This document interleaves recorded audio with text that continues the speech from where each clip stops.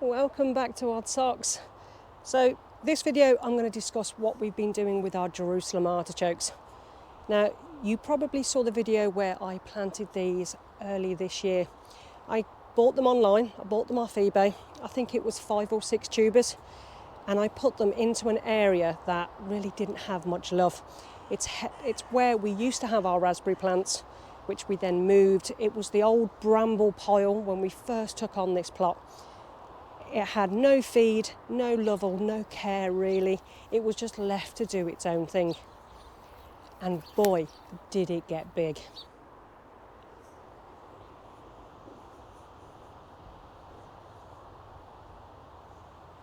Now, I've loved having these Jerusalem artichokes on the plot. Having that bit of structure, those really tall plants, the noise that it makes as the wind whistles through it. I've absolutely loved it. Watching all the wildlife dart between the different stems on it. The birds really have enjoyed being on these chokes. The ones behind me that you can see, I've actually cut them in half. They were much, much taller up until very recently. Chokes are better harvested after a good old frost. But this soil is just so heavy and the chokes are all sticking up out the ground because the wind has actually pushed all the canes over, which has then lifted the chokes up out the ground. So before they get damaged by slugs, pests, things like that, I want to remove just the one cane and see how many chokes I actually get off of that. So let's take a look and see how many we can actually dig up. Now this ground wasn't amended, it wasn't given any feed, it was just left to do. As you can see, there's an awful lot of bramble. And other weeds too. Now this originally was my raspberry patch.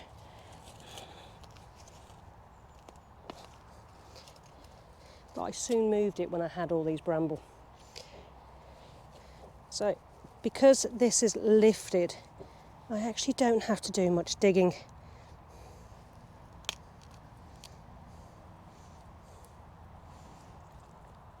And that is one of my chokes. Didn't actually mean to break it, but never mind.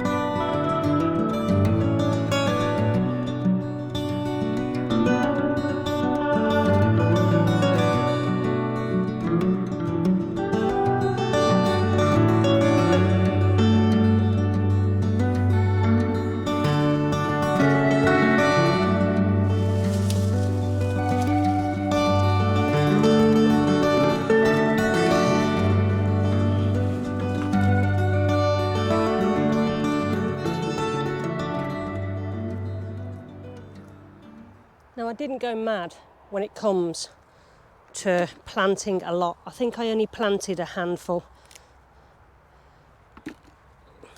because I think there's only so much globe artichokes that you can actually harvest and eat. But they've done a lot better in this soil than I thought.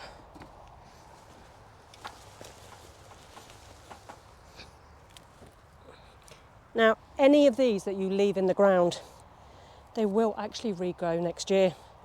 So that's what I'm going to do with some of the later harvests. I'm actually going to leave in the ground and let this area here be a Jerusalem artichoke area.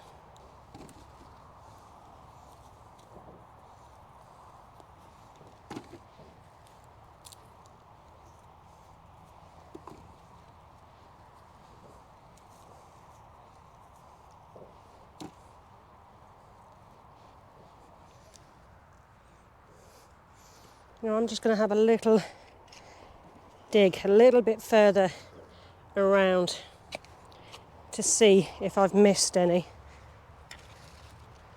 But I don't think I have. This was what this ground was mostly of, cobbles and clay.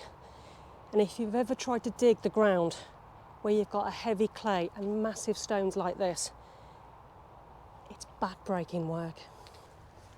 Oh.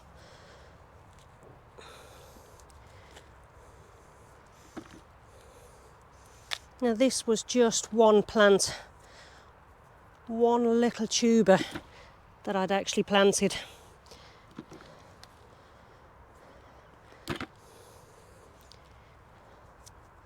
So I'll be interested to see how much I actually get off one tuber.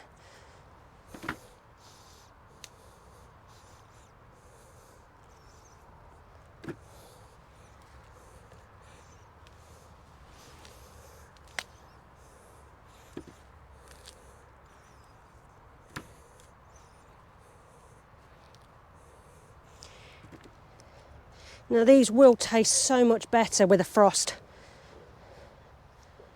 But these were pretty much above the surface anyway. And I've still got plenty in the ground.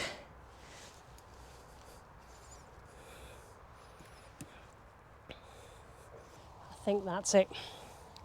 Oh, no. Wow.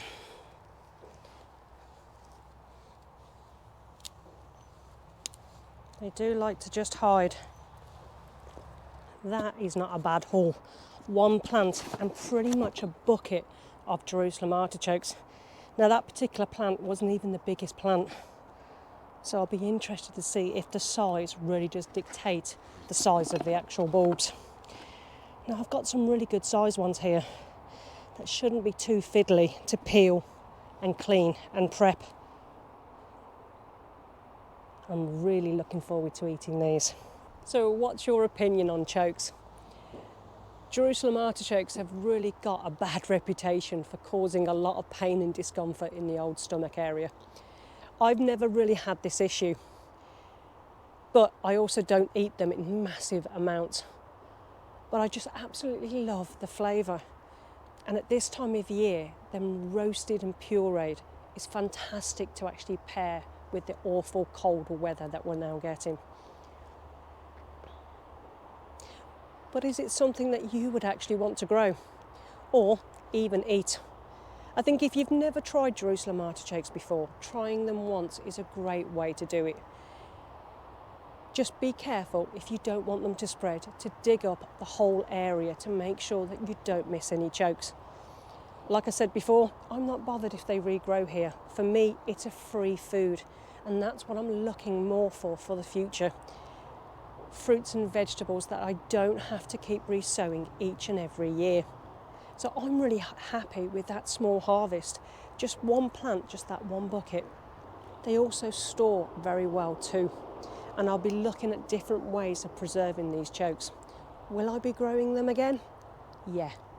Mainly because there's probably going to be chokes left in this ground here for them to carry on growing. Like I said before, they can become really invasive if you leave any tubers behind. But the fact that you can leave tubers behind and they'll grow happily the following year, in my eyes, I think that's a win-win, so long as you enjoy eating those Jerusalem artichokes.